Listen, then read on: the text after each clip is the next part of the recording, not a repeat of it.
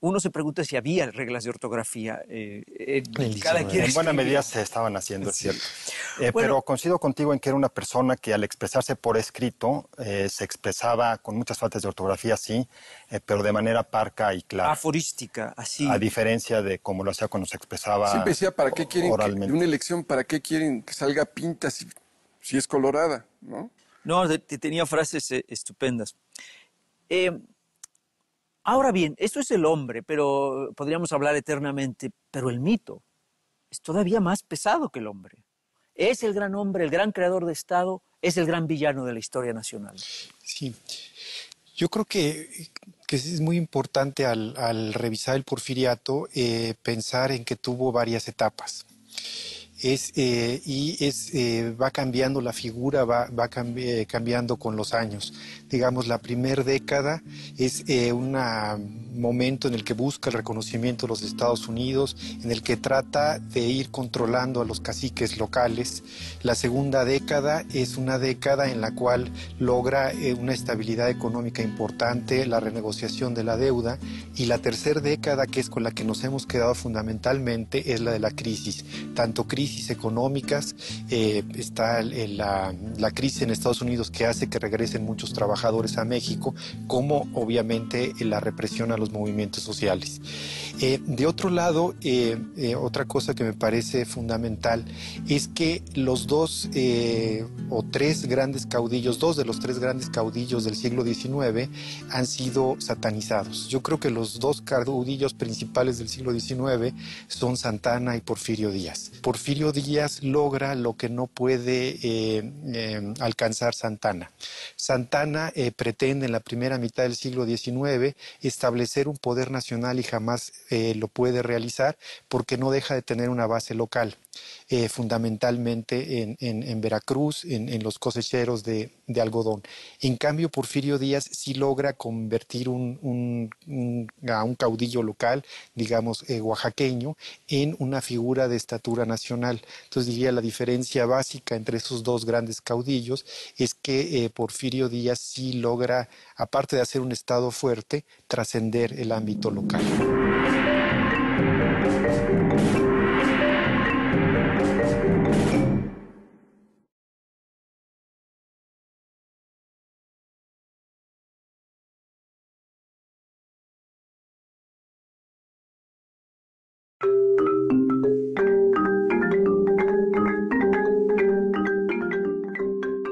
Santana pretende en la primera mitad del siglo XIX establecer un poder nacional y jamás lo puede realizar porque no deja de tener una base local, fundamentalmente en Veracruz, en los cosecheros de algodón. En cambio, Porfirio Díaz sí logra convertir a un caudillo local, digamos oaxaqueño, en una figura de estatura nacional. Entonces diría la diferencia básica entre esos dos grandes caudillos es que Porfirio Díaz sí logra, aparte de hacer un estado fuerte, trascender el ámbito local. Sí, en efecto, otra vez hay muchas coincidencias. Yo creo que el principal problema para el mito es que es un periodo muy largo y con el que nos quedamos, como yo decía antes, es aquel momento en que él ya es un general plagado de estrellas, senil, con dolor de muelas, que ya no sabe qué hacer con el movimiento maderista. Realmente el problema es que nos quedamos con la parte final, pero no con toda la etapa positiva de construcción que hace de México. Sería inexplicable el México contemporáneo. Toda historia es continuidad y cambio. Y hay una gran continuidad respecto del periodo postrevolucionario con el periodo previo, como lo hay respecto de Díaz y Juárez, como decíamos antes. Entonces, realmente todo político que está en el poder tanto tiempo tiene luces y sombras. Y hay que reconocerlo así, tiene serios defectos, pero tiene aciertos muy, muy grandes que logra poner en orden al país.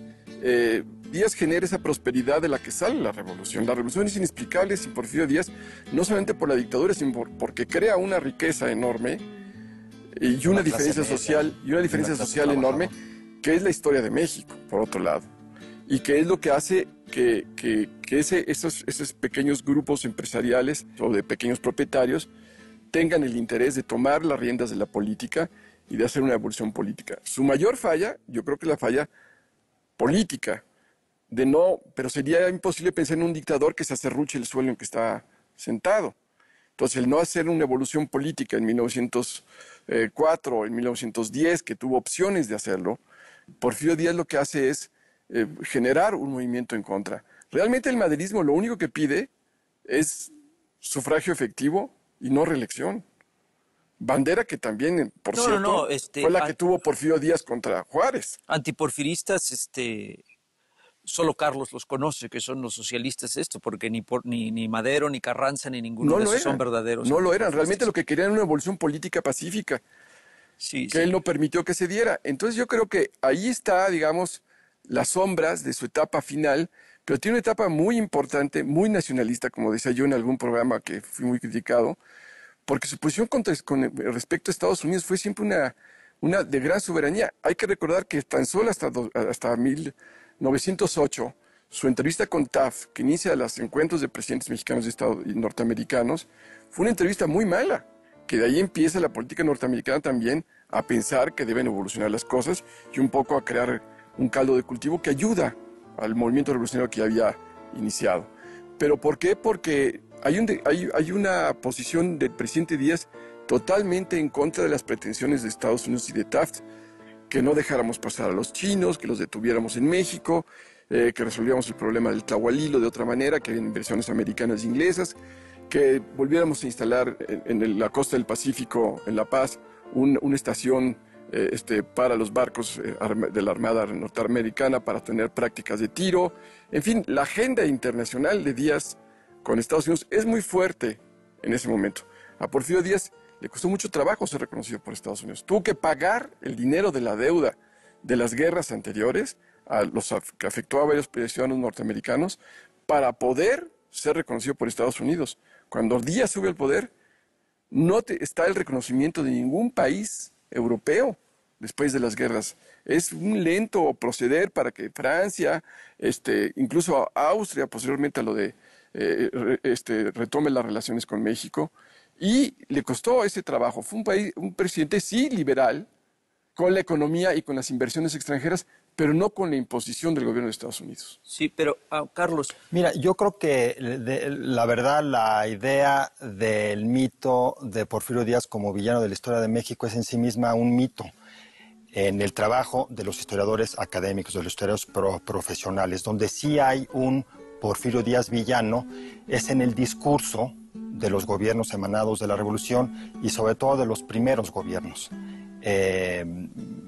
Plasmados también en la historia oficial, en los libros de texto, en la nomenclatura con la que se nombran las calles y las plazas de México. Ahí sí hay un mito que ha estado desapareciendo, yo diría que desde hace sí, Carlos, 25 ¿te años. acuerdas la biografía de Krause, Enrique Krause, que escribió los 80, terminaba con aquello de los restos, que no se pueden repatriarlos de estos? Traerlos sería una cuestión complicada políticamente. No, pero además que los dejen en paz, pues cada quien debe dejar sus restos. ¿Qué dice la familia? Mira, la familia pues es una entidad muy abstracta, la familia está hecha de muchísimas personas, cada una piensa distinto. No sé si la familia, aunque tuviera unidad sobre este tema, tenga algo que decir con respecto a la exhumación de los restos de Díaz, del cadáver de Díaz, por cierto, porque está embalsamado. Ah, sí. En Montparnasse está embalsamado, me imagino que vestido con el uniforme de gala de general del ejército. Un nieto de Porfirio Díaz vive todavía, no sé si él sea el dueño de los derechos del cadáver para su posible exhumación. En todo caso, lo que a mí me parece importante, porque lo de los restos es anecdótico, lo de los restos dejará de ser anecdótico y se volverá importante solo si se convierte en un